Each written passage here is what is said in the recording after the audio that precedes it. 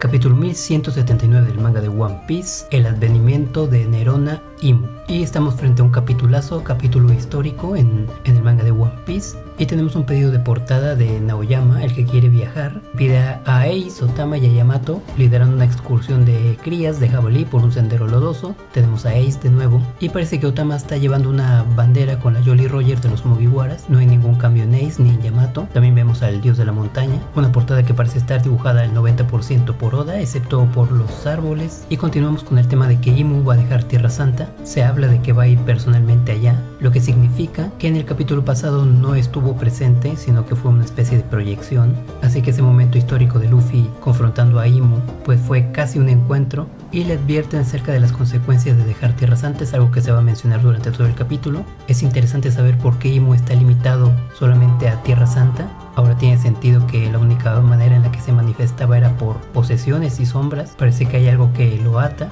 Y luego tenemos la llegada de Garling con el Gorosei, lo que significa que no estaba con ellos. Por lo general el Gorosei siempre está junto, pero parece que Garling estaba en otro lugar. Rompe un poco con la dinámica del Gorosei, en la que nunca hemos visto que un miembro llegue o se vaya, siempre están juntos. Garling llega a romper esto, y también en este capítulo tiene una especie de presencia o liderazgo. Vamos a ver cómo de cierta forma toma las riendas de lo que es el Gorosei, como si fuese el jefe o algo así, algo que nunca habíamos visto. Y habla acerca de Shamrock y cómo controló la situación. Ahora se explica por qué el llamado cuando estaba en Elbaf. Seguramente lo llamaron para hacer frente a quien estaba haciendo caos en Tierra Santa, y por eso los escombros del capítulo anterior. Aunque el misterio todavía sigue, no sabemos a quién confrontó y si el enemigo fue capturado o se libró. Siguiendo con la diligencia de Garling, él propone más poder militar y habla de tomar el antiguo cuartel general de la Marina, o sea, lo que antes fue Marineford. Actualmente está convertido en el G1, la primera base de la Marina, pero se vuelve a mencionar en este 1179. Tiene que haber alguna importancia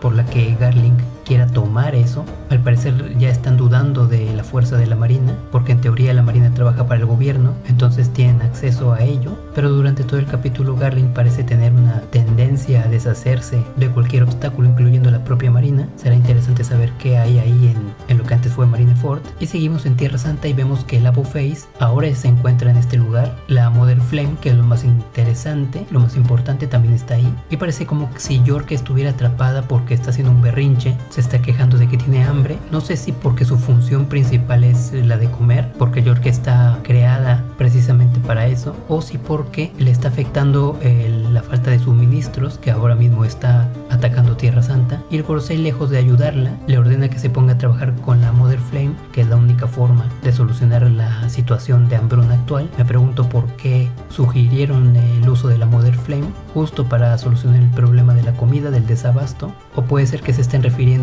a utilizarla para un arma y posteriormente vencer a los revolucionarios, y que poco a poco se vaya solucionando el problema de los suministros, aunque sería un plan a muy largo plazo. Y York se queja acerca de que ese no fue el plan que acordaron. Obviamente si pactas con este tipo de gente, pues lo más normal es ser estafado. Me sorprende que York, siendo un Vegapunk, siendo el científico más inteligente del planeta y conociendo perfectamente cómo es los Tenryubitos, el Gorosei, pues haya decidido pensar que no la iban a engañar. Inclusive la regañan diciendo que Vegapunk original fue parte de una rebelión, poniendo en el mismo saco a York, a pesar de que tienen un pacto, el Gorosei siempre imponiéndose. Y tenemos esta escena en la que ya están reunidos el Gorosei, empiezan a hablar sobre Nika, sobre que todo esto inició a raíz de la llegada de Nika, y hablan acerca de que si es una coincidencia o si es algo inevitable, como si supieran que la llegada de Nika anuncia de alguna forma el final de la estructura de poder del Gorosei. En ese caso ellos sabrían que les queda poco tiempo. Y hay un meme acerca del Gorosei sobre San Marcus Mars, que siempre está parado, que nunca le dejan asiento. Realmente esto es mentira, porque siempre ha habido lugar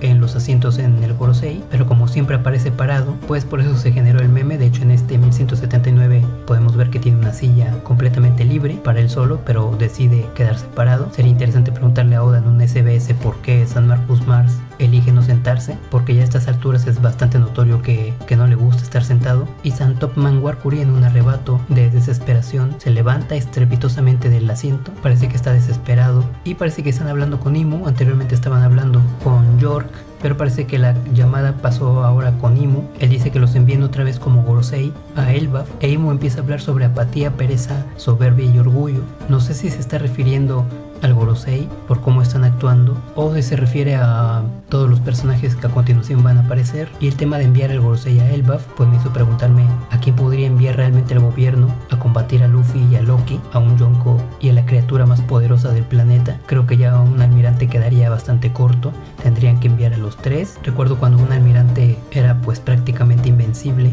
y ahora enviar a uno de estos pues es una derrota casi segura para el gobierno, a menos de que también envíen a Sakazuki, que también sería una buena idea, que fueran todos los de la marina, pero no creo que vaya a pasar jamás. Y en este capítulo Imu parece bastante desesperado, como si por mucho tiempo estuviera evitando que todo esto se llevara a cabo, que todas las piezas se juntaran. Tenemos un recuerdo de Shebek diciendo que iba a regresar a Tierra Santa, no sabemos si en forma de Kurohige o de otro D. También tenemos a Roger. El hecho de que haya recordado a Roger pues nos dice que su ejecución, o más que nada sus palabras sobre el One Piece, eran de hecho parte de un proceso que Imu estaba evitando. También tenemos el nacimiento de Shirahoshi, la isla Gyojin. También recuerda a Shanks y el robo de la Hito Hitonomi modelo Nika. Vuelve a recordar a Harald con la frase "¿qué hay realmente en Elbaf?", refiriéndose seguramente a la Akuma no Mi del Nidok que ahora tiene Loki. También recuerda a Loki tratando de darle un poco más de fuerza a sus avistamientos cuando navegó el mar de neblina, ya que, como dije en el capítulo pasado, pues es algo que a Oda se le acaba de ocurrir, porque no tenemos ningún registro o referencia de Loki, tanto como gigante como dragón, y parece que Oda está tratando de inyectarle un poco más de presencia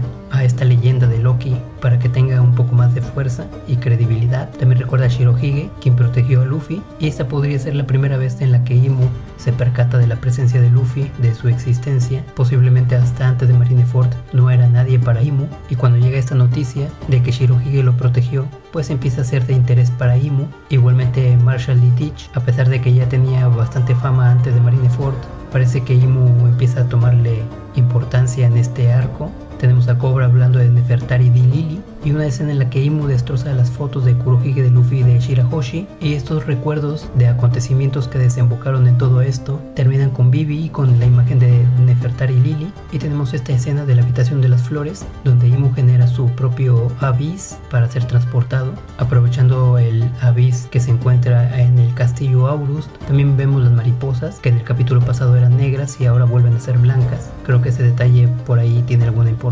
Es la primera vez que vemos que Imu genera su propio Abyss. No parece ser en absoluto diferente al Abyss que generan los caballeros de Dios. El del Gorosei sí, porque tienen unos 5, pero pues no es nada especial el de Imu. Cualquiera diría que el de Imu tendría que tener algún detalle que lo hiciera único. Y se va de Tierra Santa. El Gorosei está pues un poco preocupado porque no tiene la autoridad para manejar el mundo. Esto también va a suponer un problema porque son 5. Imu no dejó a nadie a cargo. Ojalá que Oda desarrolle una trama de celos y envidias en torno al Gorosei. Tendría toda la lógica, porque esta gente pues no conoce el honor ni el compañerismo. Sería bastante lógico que terminaran peleándose entre ellos. Ojalá que Oda termine desarrollando algo así para el Gorosei. Se vuelve a hablar de una consecuencia para Imu por dejar Tierra Santa, y el cielo se empieza a nublar completamente. Más adelante vamos a ver que en Elbaf también se nubla. Estaba pensando acerca de si el cielo se nubló completamente en todo el mundo o solamente en Tierra Santa y en Elbaf. Creo que es la segunda opción, porque si no, Oda nos hubiese mostrado una serie de viñetas en donde el mundo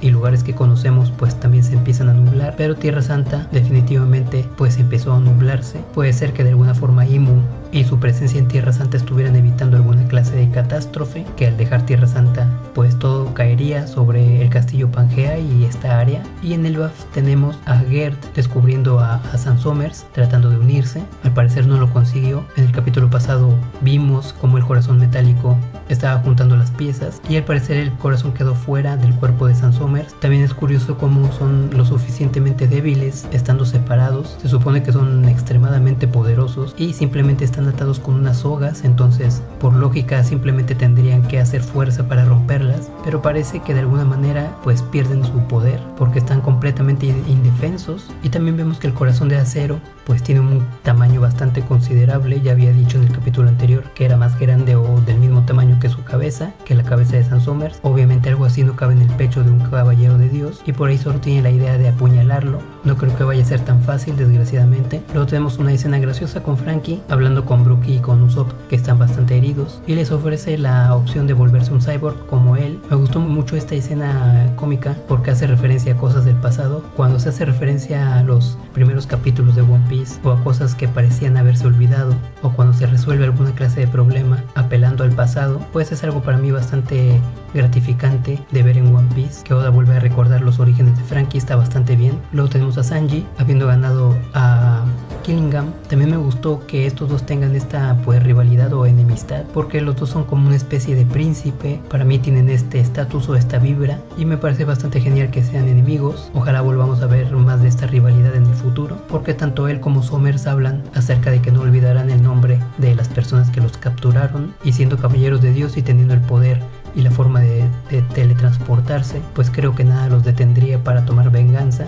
Aunque creo que Oda no va a desarrollar esto porque va bastante rápido con el manga. Y tenemos una de mis viñetas favoritas, que es la de Lucky, Luffy y Ragnar comiendo. Como el ODC pues congeló absolutamente todo, también las provisiones, están tratando de comer pan y otras cosas congeladas, pero lejos de detenerse o tratar de calentarlas, pues se las comen así tal cual. Tanto Luffy como Lucky se parecen mucho en esto, y las escenas de comida pues para mí son bastante geniales. Creo que para Oda las comidas y los banquetes son momentos sagrados, y tener un momento de calma con estos dos comiendo o tratando de comer pues me agrada bastante. Me gustó mucho esta viñeta, me imagino estos dos tratando de explorar los rincones congelados de la escuela de la Morsa o de la biblioteca del búho, sin saber muy bien lo que está pasando con los caballeros de Dios, con Imu, porque les puede más el hambre, y se ponen por ahí tranquilamente a comer pan congelado. Para Ragnar no creo que sea un problema, porque al ser una ardilla pues está acostumbrado a comer cosas muy duras. Y llega el nombre del capítulo, el advenimiento de Nerona Imu. Me da mucha risa como Nami está por ahí tratando de apagar el fuego, y de repente cae este rayo de la nada y tiene una expresión de mucho susto. Lejos de lo impactante que es, pues me dio bastante risa. Y obviamente el pilar que desciende del cielo pues es para mí más grande que todos los que han caído anteriormente, y se confirma que son pilares de humo oscuro. Antes pensaba que eran como una especie de relámpagos, pero vemos que se confirma que es humo. Y pues tenemos esta mega viñeta increíblemente bien dibujada y intimidante. Vemos como el cielo de Elbaf se nubla y se abre en torno a este Abyss que aparece en el cielo, lejos de aparecer en el suelo, creando una distinción bastante notoria entre el Abyss que puede crear un Gorosei, un caballero de Dios, con el que puede crear Imu. Y de este Abyss descienden 5 pilares de humo negro. Me pregunto por qué 5, coincide con el número del Gorosei, pero sabemos que ellos no van a venir. Como dije, la escena es extremadamente impresionante, y se empiezan a escuchar unos ruidos, unas onomatopeyas con signos de música, musicales, que me dan bastante curiosidad. Vemos lo que probablemente sea parte de su despertar, del despertar de Imu, ya que muchos objetos inanimados empiezan a cobrar vida demoníacamente, casas y árboles, como si fueran los homies de la Zoru Zoru, pero de forma demoníaca y sin necesidad de ningún alma, simplemente con la presencia de Imu. Me gusta mucho que sean caricaturescos. Sabemos que Oda tiene esta predilección por las caricaturas, por lo bobo, por lo infantil. Cualquier otro mangaka no hubiese hecho esto. Y pues hablando de las onomatopeyas, pues me llamaron mucho la atención, y los significados pues varían bastante. Por ejemplo, Sumo es una onomatopeya para velocidad, Tororón es una que tiene que ver con la magia o lo fantasmal, que coincide con las casas y con los árboles demoníacos, y Ao, que es como un grito, el Wuhu, que significa emoción, el Hou, que es una especie de expresión bucal, el Don, que significan tambores. También Don es una onomatopeya que Oda usa mucho, probablemente la onomatopeya favorita de Oda. La usa en momentos de alto impacto para denotar que lo que está pasando pues es algo muy importante e impresionante. Y una bastante parecida a Don, que es Dadadan, que se usa para expresar dramatismo. Lo que me llama la atención es que todas tienen notas musicales, como si todos los efectos que acabo de nombrar se estuvieran cantando de alguna forma. Es extraño, no sé cómo lo va a adaptar el anime, como si todo lo demoníaco que está creando Imu estuviese disfrutando. Siempre he hablado de que me gustaría que Loki tuviera una fruta que rivalizara con la de Luffy en lo ridículo, y parece que la fruta de Imu está encaminada hacia este rumbo. Ojalá que termine siendo lo que yo esperaba que fuera la fruta de Loki. Y tenemos el enorme haki de Imu tras su llegada al castillo Aurust. Me llama la atención que los niños se desmayan. Parece que algunos gigantes también son afectados, pero no vemos que se desmayan. Los nuevos piratas gigantes guerreros no se desmayan, Zoro tampoco. Obviamente Loki y Luffy pues menos, además están a una distancia bastante larga. Zoro tampoco se desmaya, que está más cerca, pero el que me llama la atención que no se desmaya con tremendo haki es Chopper, que está como si nada, ni siquiera está tratando de aguantar el golpe de haki como uno de los gigantes. Y me pregunto si esto se deberá a la fruta raza de Cernunos, que mucho se teoriza acerca de ella. Si Chopper fue capaz de expulsar un demonio simplemente tocándolo, pues parece que los demonios y lo demoníaco no tiene efecto sobre él, por lo que podría explicarse el por qué resiste el haki, aunque realmente el haki no tiene que ver con las frutas del diablo. Se supone que es un counter general para todas las frutas, por eso es que me llama mucho la atención que Chopper no haya resentido esto. Y finalmente tenemos la aparición de Imu en persona, encarnado, completamente presente en Elbaf, después de haber escupido un poco de sangre. La razón de el nombre de este capítulo, tenemos finalmente revelada su apariencia. Este es un capítulo histórico para One Piece, creador del gobierno mundial, uno de los primeros 20, y su habilidad fruta del Akuma, en japonés Akuma no Mi. Bastante curioso que su fruta no sea una Akuma no Mi, sino que sea la Akuma no Mi. Literalmente su fruta es la fruta del diablo. Me pregunto si esta habrá sido la primera fruta creada. Hay que recordar que la OPOP es la fruta definitiva, entonces no sé en qué ranking estaría esta, pero al ser Imu quien la posee, pues evidentemente la comió por una razón. De entre todas las frutas eligió esta. El rey del mundo, San Nerona Imu, ha aparecido en One Piece y como vemos pues es un varón,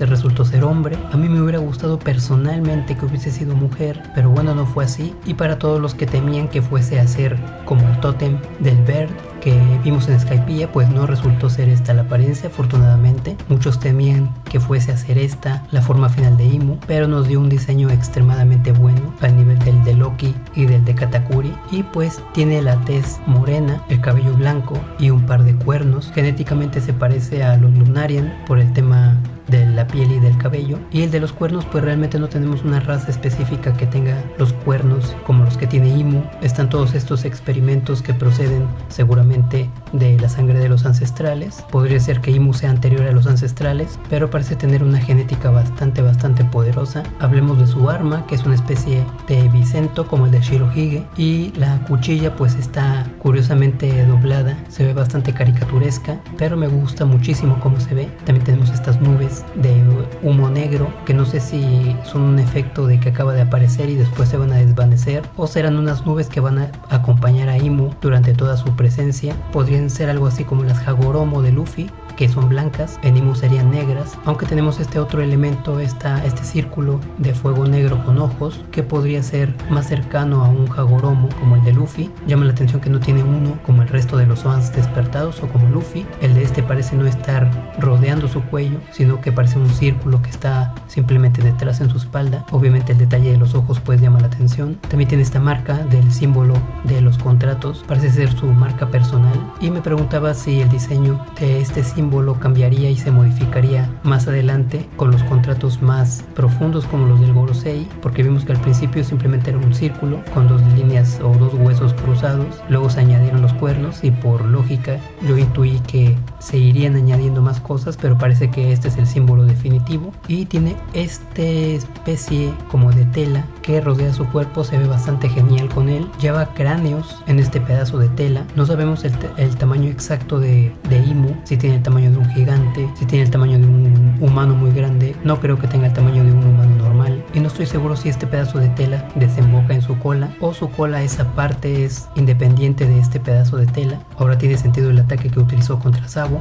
De hecho tienen mucho sentido muchas cosas ahora. Y también me llamó la atención que los cráneos parecen estar cosidos, como si Imu los hubiese abierto y los volviese vuelto a cerrar. Tienen por ahí unas costuras. Parece que Oda aplicó otro César Clown. Si recordamos en Punk Hazard, César Clown apareció con una forma gaseosa y muchos pensaban que ese iba a ser el personaje, pero después se autorreveló en su forma original. Lo mismo tuvimos con Imu. Parece que la forma que hemos visto hasta este momento pues era una especie de avatar que creó para representarse a sí mismo, pero por fin ya lo tenemos revelado. Viéndolo más de cerca podemos apreciar otras cosas, como estas marcas que tienen toda la piel. Parece como si fuesen circuitos digitales que desembocan en círculos, en lunares. El patrón de lunares es algo que tiene por todo su cuerpo, va desde la parte inferior del ojo izquierdo, pasando por el cuello y llegando al pecho. Se repite el concepto del ojo en la mano, muy parecido a los ojos que mostraba en su avatar que él mismo creó, posiblemente por su fruta que le permitía hacer esto y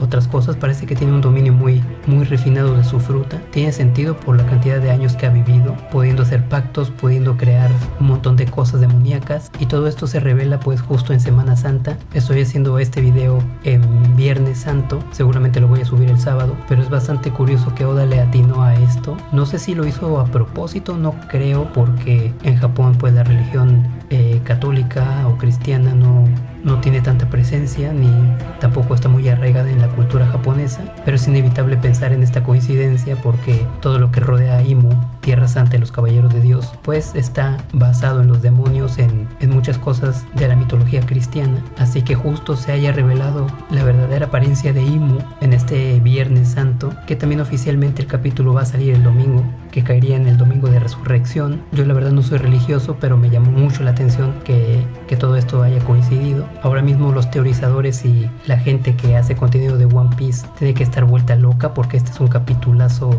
histórico, posiblemente sea la revelación más grande, espero que no, pero como combustible de teorías y de un montón de cosas de contenido de One Piece, pues va a estar estos días al rojo vivo. La semana que viene no hay capítulo, mañana vuelve el anime, empieza el arco de Elbaf con una calidad que nos promete ser mucho mejor que la de Egghead, así que justamente en este fin de semana One Piece va a estar que arde, y esto es todo lo que más me ha gustado, lo que más me ha llamado la atención de este 1179, y esperar el que viene.